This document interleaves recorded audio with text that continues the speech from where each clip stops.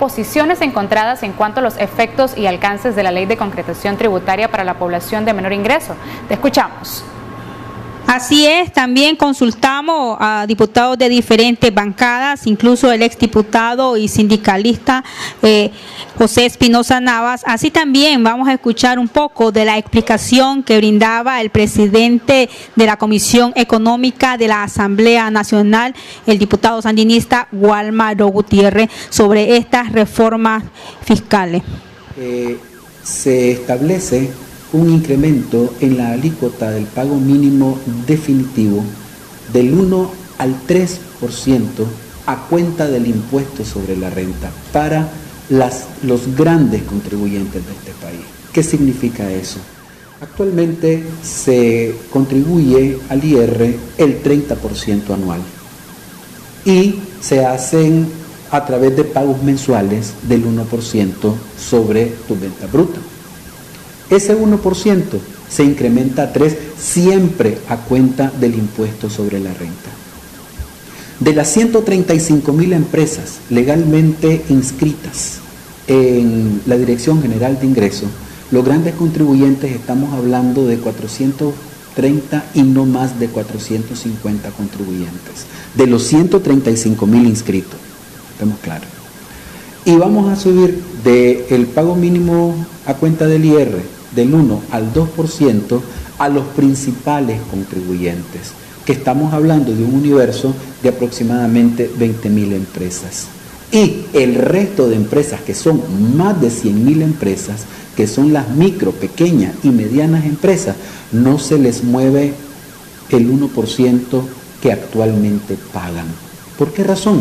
Sencillamente porque primero fueron las más afectadas, las micro, pequeñas y medianas empresas fueron las más afectadas de todo este fenómeno de desestabilización social, económica y política. Y las pymes son las que me generan el 74% del PIB y el 80% del empleo formal en este país. Por lo tanto, nosotros no íbamos a afectar incrementándoles el pago mínimo definitivo a ese gran universo de empresas de la micro, pequeña y mediana empresa. Entonces, entre el 1 y el 2% se verán afectadas solamente unas 22.000 aproximadamente empresas, entre principales y grandes contribuyentes. Esa es la primera gran medida. Otra gran medida que es importante tiene que ver con garantizar que todos los productos de la canasta básica que son de consumo esencial para la población sigan estando protegidos con una exención completa del impuesto al valor agregado.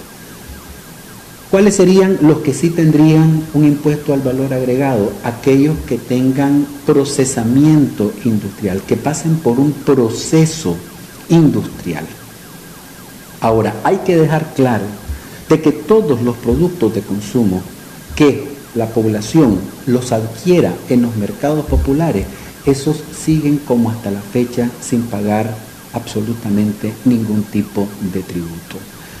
Estos productos de procesamiento industrial, te puedo dar algunos ejemplos, como por ejemplo la pasta dental, el cepillo de dientes, el detergente, que además son producidos, fundamentalmente consumidos viniendo desde afuera. Ya ellos pagan el 15% del IVA. ¿Bien? Entonces, en síntesis, nosotros consideramos de que este movimiento viene a ordenar el impuesto al valor agregado, simplificar el valor agregado y garantizar de que los principales productos, por ejemplo, ¿cuáles son los productos que quedarían igual exonerados? El arroz, los frijoles, el azúcar, el aceite, la sal, las postas de res, los menudos, vísceras y despojos de res, la carne de pollo, por ejemplo, en todas sus manifestaciones, filete, alas, carne molida, chincaca, muslos, pierna, pollo en pieza, pollo entero, la posta de cerdo, los menudos, vísceras y despojos del cerdo, la leche íntegra, la leche líquida, los huevos, el queso seco, el tomate, la cebolla, la chiltoma, el repollo, la papa, el banano maduro, el plátano verde, la tortilla, el pan, el pinolillo y el café molido, entre otros. Esos continúan sin pagar tributo. Si te das cuenta, son fundamentalmente los productos del hogar. Y por otro lado también siguen sin pagar IVA el gas butano en envase hasta de 25 libras, la luz eléctrica de consumo del hogar hasta por 300 kilovatios, el agua, el transporte y los alquileres. En síntesis, es un movimiento que viene a incorporar el IVA a algunos productos que prácticamente se producen muy poco en el país y de que si los querés adquirir siendo de producción nacional, sin impuestos, los podés perfectamente... ¿Cuánto es el reajuste? Es tirarlo al 15% como el IVA normal. Por lo tanto, nosotros tenemos que hacer esfuerzos para que el consumo de este producto sea significativamente reducido para la población. Ya le transmito exactamente de dónde vienen los incrementos, pero en este caso, aquí lo voy a decir. Sí, de la industria fiscal, ya lo digo. También vamos a escuchar la reacción de los diputados de otras bancadas, en este caso de la diputada del PLC y también economista, la diputada Azucena Castillo. Así es que yo quisiera cogerme un espacio para sentarme con las cámaras de industria, la cámara de comercio, para ver cómo y dónde le va a chimar el zapato a toda esa gente que, ya sean grandes, medianos o pequeños, van a resentir medidas recesivas que pudieran surgir de esta aplicación. El ministro negaba o rechazaba que pudieran provocar más desempleo. ¿Usted cómo...? Es que mira, hay empresas, aún las grandes, si vos las querés golpear, pudieran, tienen intereses económicos, toda empresa tiene pero económico, y cuando es golpeada seriamente, ¿hasta dónde es? También vamos a escuchar parte de lo que nos refería el diputado conservador Alfredo César y posteriormente a el sindicalista José Espinosa Navas.